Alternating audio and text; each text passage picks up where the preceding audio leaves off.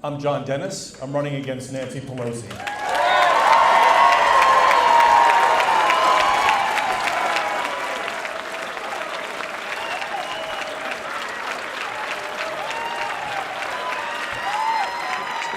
We have the most beautiful state and one of the most beautiful places in the world, and people are leaving. I'm gonna catch you when all the cameras aren't around, and I'm gonna you up. Oh, try it. He's the chairman of the San Francisco GOP, and he's running against House Speaker Nancy Pelosi. Step back, everyone.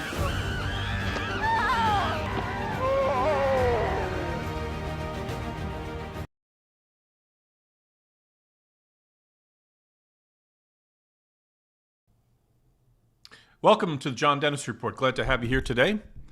Thank you. I'm reporting from the John Dennis Report. It comes from the epicenter of the pandemic, not the coronavirus pandemic, but the liberal progressive pandemic that's infected every part of American life. The epicenter, of course, is here in San Francisco. I'm hosting today from the Mission District in San Francisco. I feel like we're on a mission to not just elevate discourse in the United States, but actually change it. We're at a remarkable time, and one that was destined, probably starting about 100 years ago, when the virus was introduced to the United States from Europe. And we are seeing its culmination of zombies infected across the country. And it seems like the infection has taken hold in a number of really key, maybe not coincidentally, in key segments of society. It's taken hold in academia, which has led to our education system being infected by the virus. We're seeing it infecting the news, the mainstream media, which has been going on and progressing badly for quite some time. It's moved into social media, which was not contemplated when this virus was introduced into the United States. And of course, one of our big exports in Hollywood, the entertainment media, has the infection, which might explain why award shows, which used to be sort of fairly interesting. In fact, I remember having, Academy Award parties, 20 years ago. I wouldn't even think about it now. I don't even want to watch them. You think I want to watch the Grammys last night? Grammys not that long ago were kind of interesting. I mean, kind of fun. It was interesting. I remember seeing, a group of musicians like Bruce Springsteen and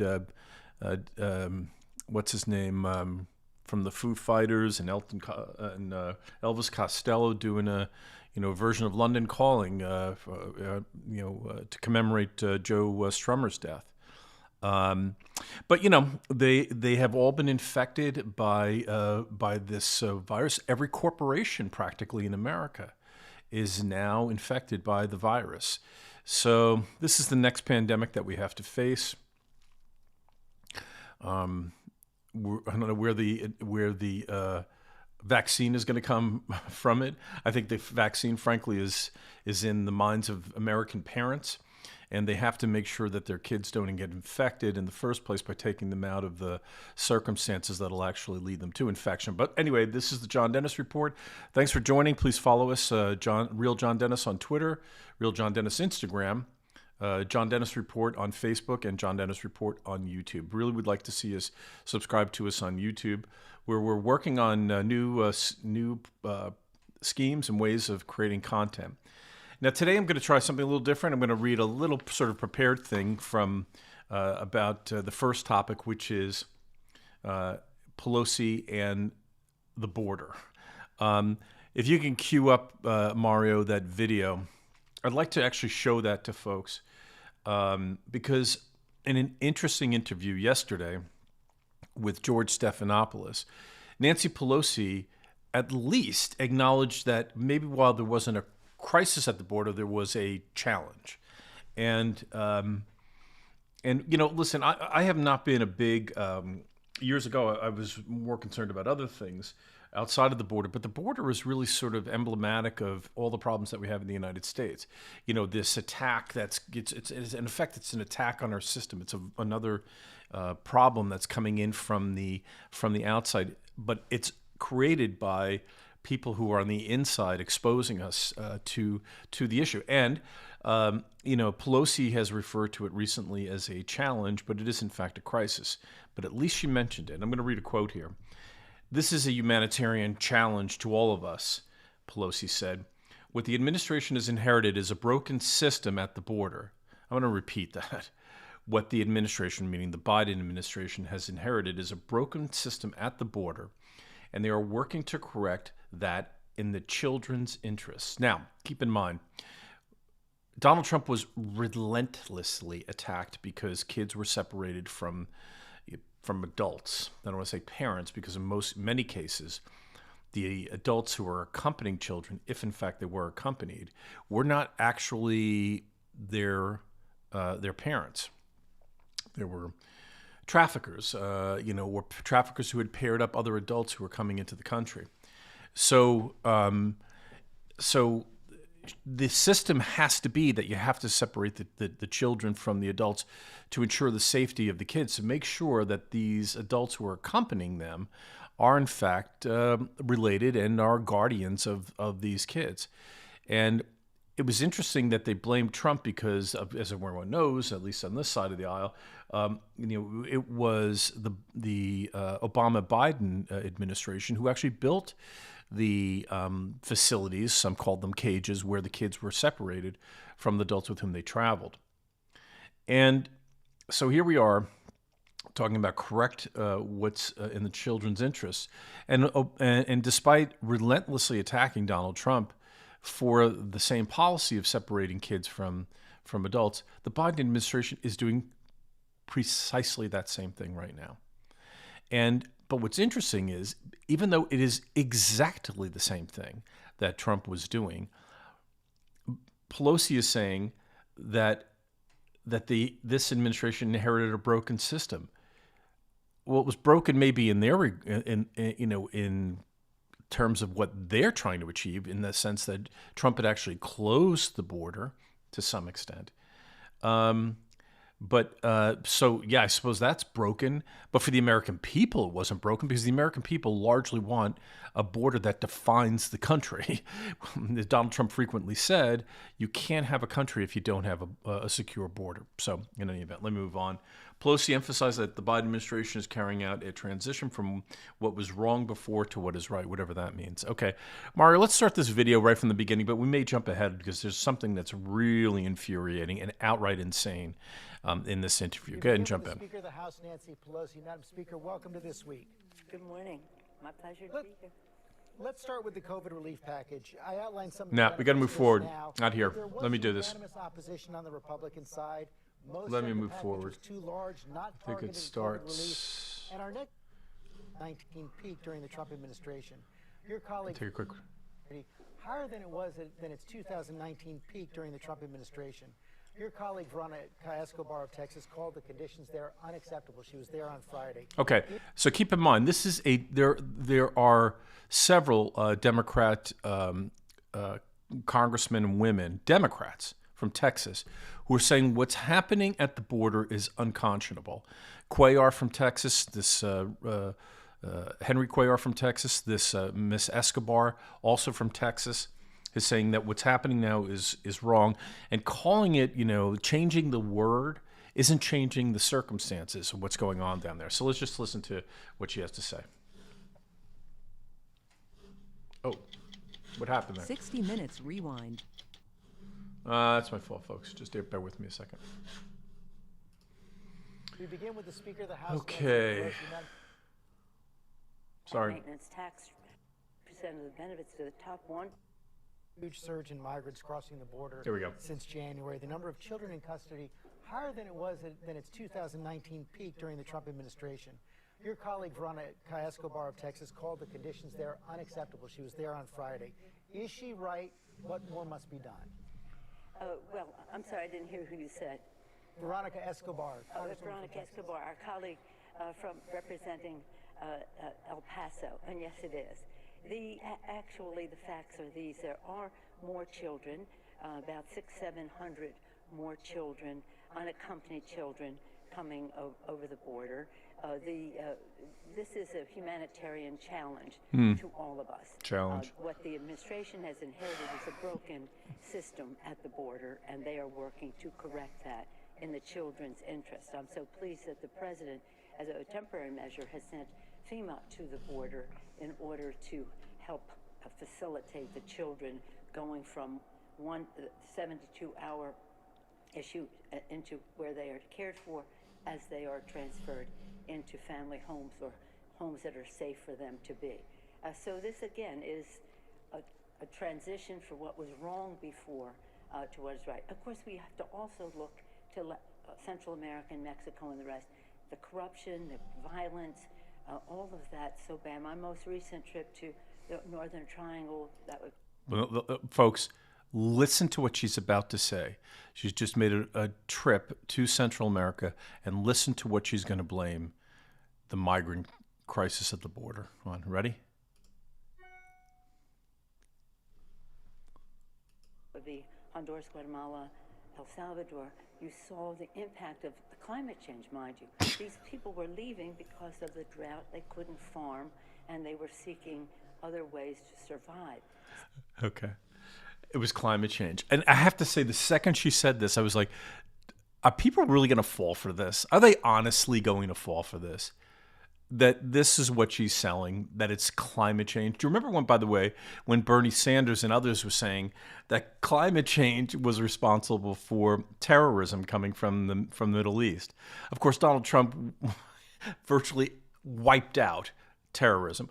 In the last, since when Donald Trump was inaugurated in 2017, to the time that he left office, did anybody even think about Islamic terrorism?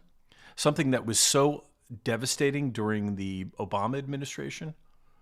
Anybody even think about it? No, because he wiped it out. And they were blaming it on climate change. And then he got rid of it, and all of a sudden that conversation stopped. Donald Trump also resolved many, not all of the problems at the border, but most of them. And now the Democrat policies are bringing them back, and Nancy Pelosi is blaming them on climate change. Blaming Donald Trump, by the way, for the current border crisis is like blaming the retired locksmith for burglars breaking into the house.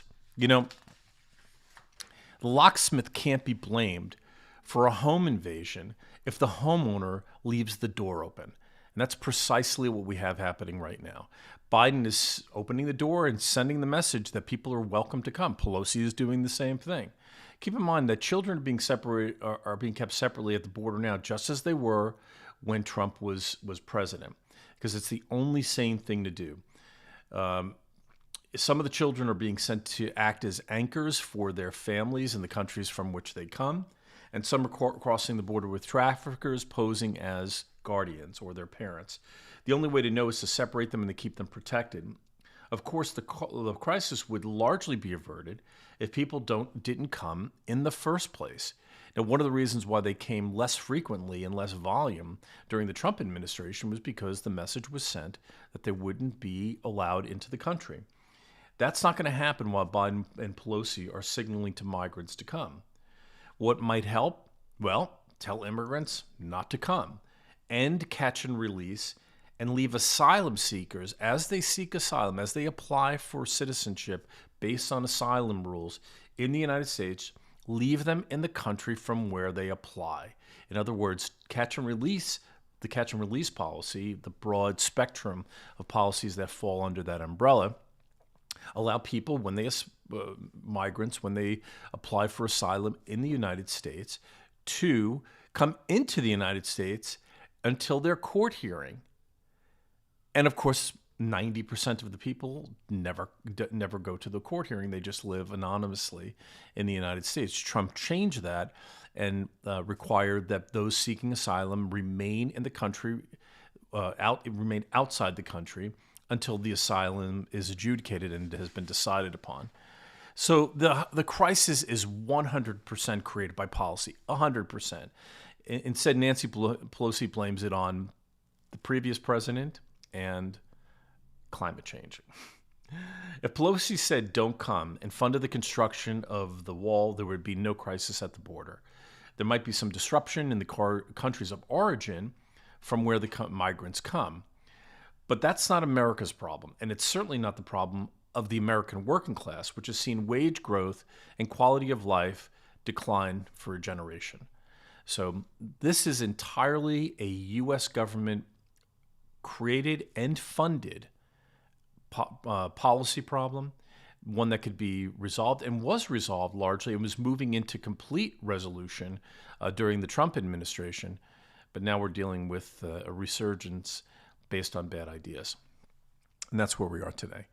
So another opportunity to take a look at how Nancy Pelosi's policies and the things that she pursues are directly in opposition to what the American people want, directly in opposition to the interests of the American working class, and largely unsettling and destabilizing for the entire country. Another reason why we got to get rid of Nancy Pelosi, well, we have to force her into retirement by running her out of office, and hopefully the John Dennis for Congress campaign can ultimately achieve that. So that's sort of my big thing about Pelosi today. And now I just want to talk a little bit about some other issues. One, there's actually, there's a little bit of going on right now. Tucker Carlson did a bit last week on his show regarding the feminization of the American military. And he used some examples that folks on the left pounced upon. But he pointed out that while now China has surpassed the United States and has the world's largest navy and has moved to masculinize, make their military more robust and more forceful, the United States is doing things that is actually an extension of woke ideology and critical theory in action in the American military, which has absolutely zero to do with the mission of the military, which is to protect the United States of America. That is their job. They're supposed to do it without passion in regards to politics. They're supposed to, in other words, as nonpartisans.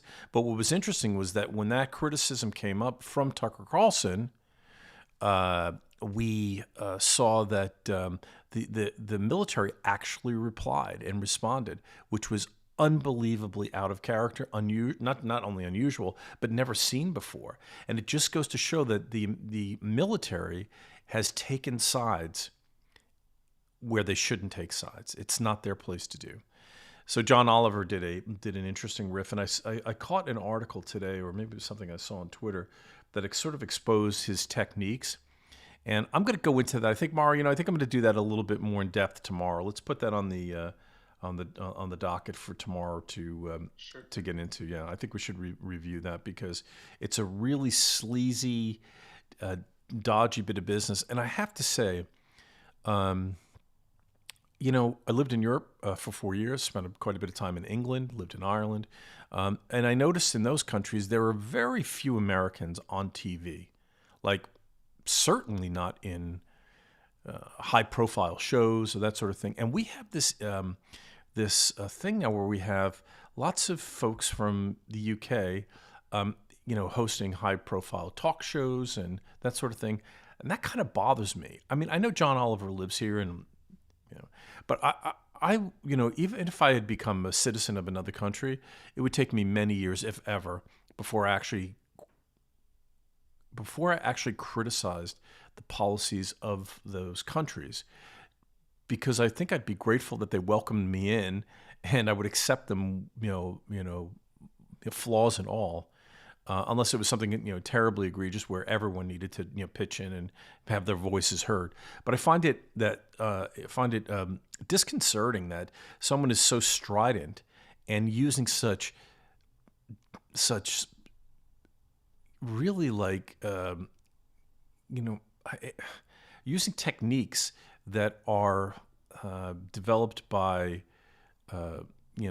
big ad agencies and persuasion masters and that sort of thing to program the American people. And if you catch on to the little tricks that John Oliver does, I think you'll get furious.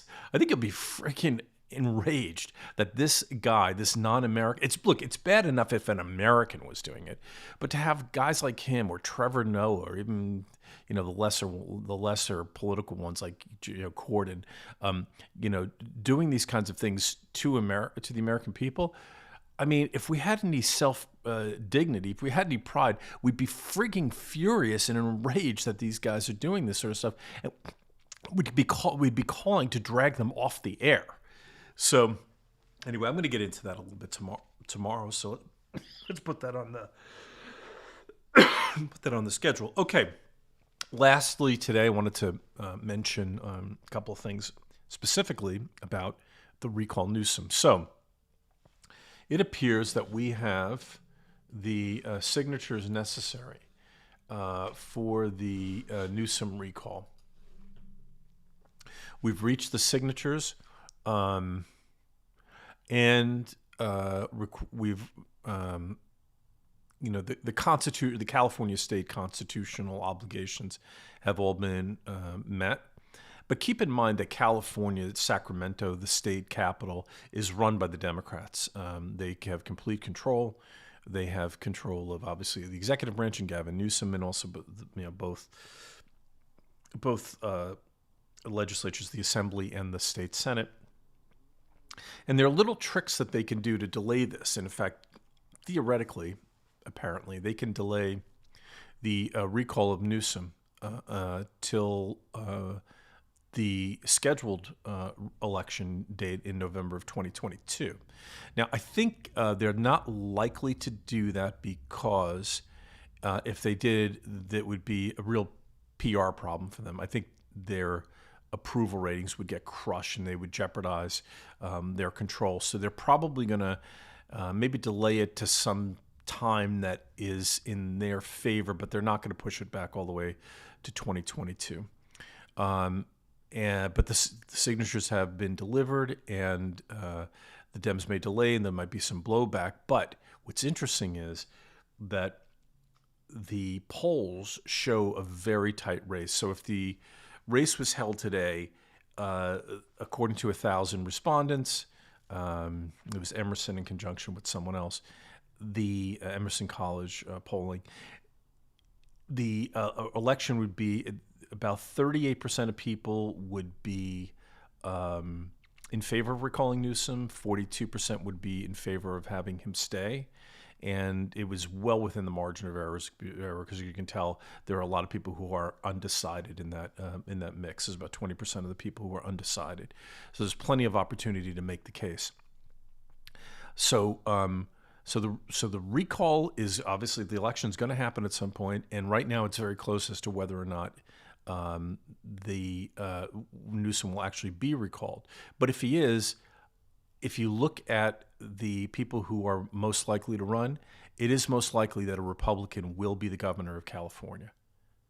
I want that to sink in a little bit. It's most likely that a Republican will be the governor of California because mostly Republicans will run. There'll be a few high-profile ones who will get the lion's share of most of the votes.